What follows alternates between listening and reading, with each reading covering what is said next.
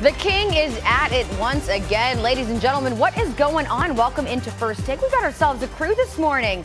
Swagoo, Marcus Spears, my girl, Miss Monica McNutt. I'm Charly Arnolt. Dominic Foxworth joining us in just a bit. So, guys, safe to say we've got some pretty good strength in numbers here, would you say? I think so. No doubt. Absolutely. No doubt. Well, speaking of numbers, LeBron James showing that age ain't nothing but a number, because last Jerry's night got jokes, okay. Jerry Jones speaking very highly of his quarterback, shutting down any slump talk after the Cowboys' 56-14 romp over Washington on Sunday. Interestingly low, and I cannot say that enough, our resident Cowboys cheerleader, Marcus Spears, he still wasn't quite so high on Dallas following that showing. So check out this during yesterday's Mina's A-List.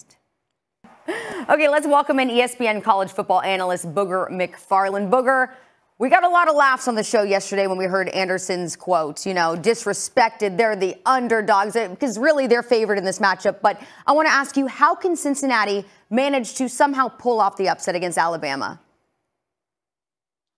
Well, first of all, I don't think they can. And if we're going to create a pathway, I guess you would have to start with turnovers, because turnovers are the great equalizer in football. Somehow their defense and special teams are going to have to make some. The Heisman winner coming off a stellar performance against Georgia's vaunted defense. Meanwhile, Cincy quarterback Desmond Ridder has put up stellar numbers this season as well. So which quarterback do you believe will have the bigger impact in the game?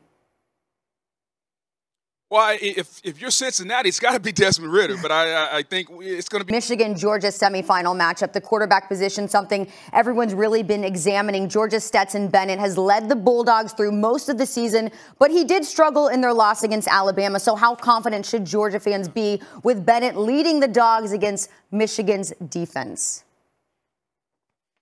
Well, I hope that the run game can get going, because then you can dictate and control tempo, and now all the Georgia faithful, including one Elle Duncan, will be a lot more comfortable watching that game. Oh, yeah. Shout out to Elle. Definitely would be more comfortable. Now, Booger, both of these teams known for physicality, specifically Michigan's rushing attack facing off against Georgia, celebrated front seven on defense. So which squad, Booger, has the advantage when the Wolverines offense takes on the Dogs defense? Well, to me, if you're a lineman like myself or Swagoo or Jeff Saturday. To hear that. Okay, Booger, we cannot wait for Friday. Should be a very exciting game of a couple exciting games of football. And we want to thank you so much for joining us here on First Take ahead of that.